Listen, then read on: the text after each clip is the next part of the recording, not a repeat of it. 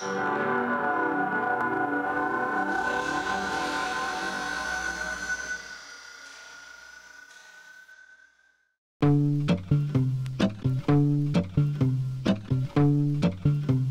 redémarrer, il faut savoir rebondir en se servant de l'obstacle pour aller plus loin. C'est ce qu'ont fait ces femmes, les mompreneurs, les mamans entrepreneuses, qui face à un manque lors de leur grossesse ou pendant les premiers mois de leur enfant, ont décidé de créer leur entreprise pour répondre elles-mêmes à leurs attentes. Elles ne trouvent pas de couches lavables, elles décident d'en fabriquer, histoire d'économiser sur le budget couche bébé. Elles ne trouvent pas de vêtements pour bébé issus du commerce équitable, elles décident d'en chercher et de les proposer. Elles ne savent pas quoi porter durant la grossesse, elles lancent une ligne de vêtements pour femmes enceintes. C'est l'histoire de Stéphanie Chaussereau. À l'arrivée de son deuxième enfant, elle ne supporte plus les jouets qui s'entassent, les meubles inadaptés aux tout petits, le mobilier qui n'évolue pas avec l'enfant qui pourtant grandit très vite. Elle décide alors de créer son entreprise pour combler elle-même ce manque. L'occasion d'apprendre de nouvelles choses, de se dépasser et de progresser. C'est pour elle l'occasion de changer de vie. Songe et rigolade est tout simplement né de l'expérience de mes enfants. Nathan et Jade étaient extrêmement petits. Je passais mon temps à essayer de ranger leur chambre, essayer de leur créer des espaces fonctionnels pour qu'ils puissent jouer, pour qu'ils puissent accéder surtout en toute facilité à leurs jouets. D'où des problématiques qui très vite sont apparues.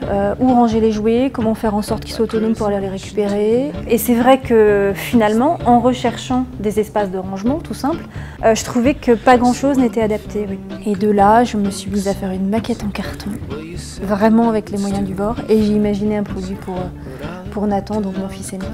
C'est comme ça que le premier produit est né et c'est depuis devenu Songe et rigolade. Stéphanie, en identifiant un problème, a réussi à transformer une contrainte en opportunité.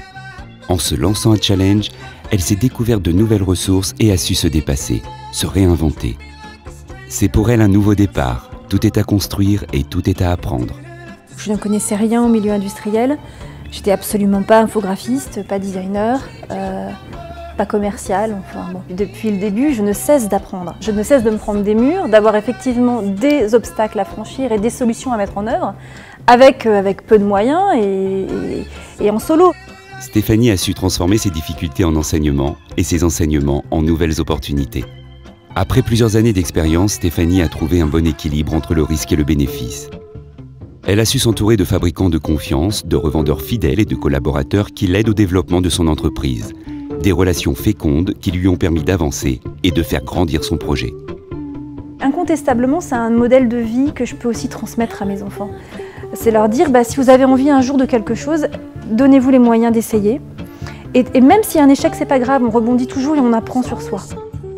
Stéphanie, comme la plupart des mompreneurs, a su se servir d'un manque pour le transformer en un tremplin professionnel. Tout en étant à la tête d'une petite entreprise en plein essor, elle a su rester proche de sa famille. Elle attend aujourd'hui son troisième enfant qui peut-être lui donnera de nouvelles idées.